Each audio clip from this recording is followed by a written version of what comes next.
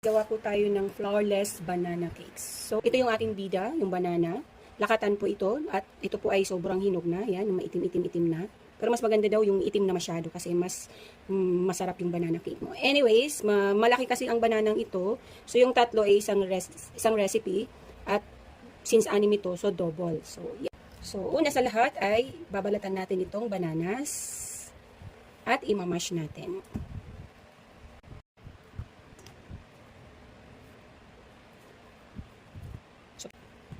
Okay. Bananas. Lakatan po ito again ha. Pwede naman kahit anong kasing banana. So, imamash na natin. Mash lang natin ito. Medyo madami yung aking, parang maliit yung aking bowl. Kasi malaki yung banana. We'll see. Mash na natin siya. So, meron pa rin siyang buo-buo kasi gusto ko siyang medyo may buo-buo pa para at least maralasahan natin yung banana sa ating banana cake. So, meron ako ditong itlog. Ayan. So, 5 ang ilalagay ko. Kung maliit-liit yung ating banana, 4 eggs lang sa dalawang recipe. Pero mag-a-adjust ako. Gagawin natin 5 eggs. Ayan. 5. Ilagay na natin dito. Of course,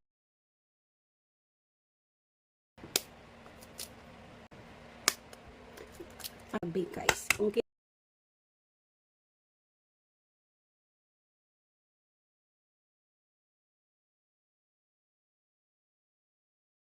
So, isang ingredients, kailangan nyo ng peanut butter. So, of course, meron tayong nabili na sugar-free, of course. Oo, di ba? Para healthy-healthy yung ating banana cake. So, ganito. So, isang spoonful yan. So, mga 3 ganito ang ilalagay ko. Nag-a-adjust na lang ako. Grams, kaso malaki yung saging ko. So, nag-a-adjust.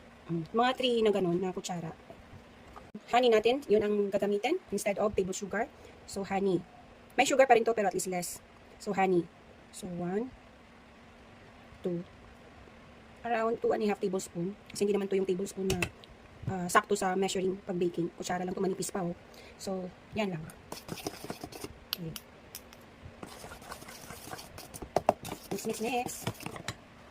Yan, lalagyan ko siya ng salt.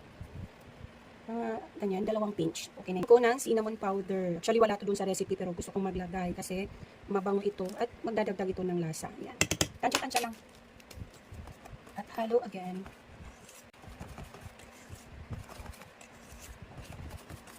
So, yan. So, instead of flour, ito yung ating ilalagay. Ay, instant na oatmeal yung gamit natin. Dun sa recipe, 1 cup ang linagay sa 3 pirasong banana. So, dahil nga ito ay malaking banana, gagawin ko siyang 3 cups. So, ako na yung nag-a-adjust.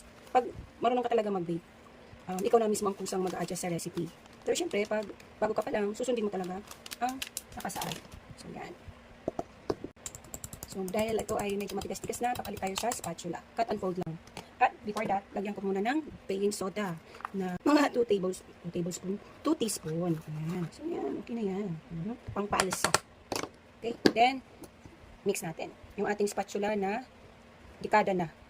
Oo. Dekada na to sa akin. Favorite ko pa rin hanggang ngayon kahit dugyot na siya. Ayan. So, cut and fold lang tayo dito. Hanggang sa mag-mix lang lahat. Ayan, ilalagay ko na to. Nakalimutan ko i-preheat yung oven. So, nag-preheat muna tayo, guys. So, ito hahatiin ko to. Yung isang loaf pan, walang chocolate chips, walang raisins. Meron lang, toppings. So, lagay ko muna ito. Plain lang ilalagay ko. So, ito na yung ating, nahati. So, ito, yung, yan. Nakalimutan ko kung anong size ito, no? Pero malaki to, ha? Malaki yung haba nito. Mga 8 inches. Estimate ko lang, yung haba. Tapos ito, 1, 2, 3, 4 by 8. Mga ganun. Rough estimate ko lang ng size nito ha. And gagawin ko, maglalagay ako ng toppings. So, depende sa inyo guys kung ano gusto yung toppings na ha. So, ako, ito yung almond slice. Oo. Ito magamit ko pa to nung nagko-cookies pa ako, yung nagbebenta pa ako ng cookies. So, nasa rep ko lang to nakastore. So, nag-iisip nga ako magbenta ko ulit. Why not no? Pero yung nga, kunti lang. Ayan. So, yan lang lalagay ko. At meron ako itong daily fix na nabili ko sa Cebu. So, lagyan ko lang kasi ako lang naman ang kumakain. Or, yes, titipirin ko yan. Yung nuts. Pag nagugutom, pwede ito. Yan, may mga nuts siya. Mix lang. So, it will add flavor. Oh, yan. May raisins, may chocolate. Ayan, ganyan. O, di pa. Natami siyang ganyan. Yan, o, di pa. Para gumanda naman yung ating toppings. Yan. Okay na to. Pwede na to. Dito naman, yung isa, lalagyan ko siya ng ito. Ganito.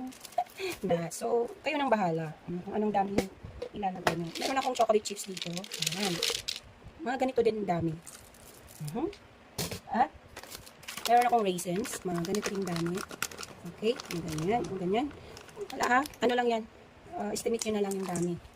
Gaano kadami yung gusto nyo ilagay. Kasi kayo lang kakain. Pero kung ipi-business nyo talaga, you have to compute yung mga costing para sa tamang presyohan.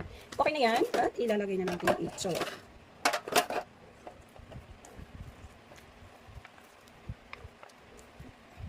So, mainit na yung ating oven. Nagpe-preheat na siya doon. Lalagyan ko pa rin siya ng toppings. Ano ba?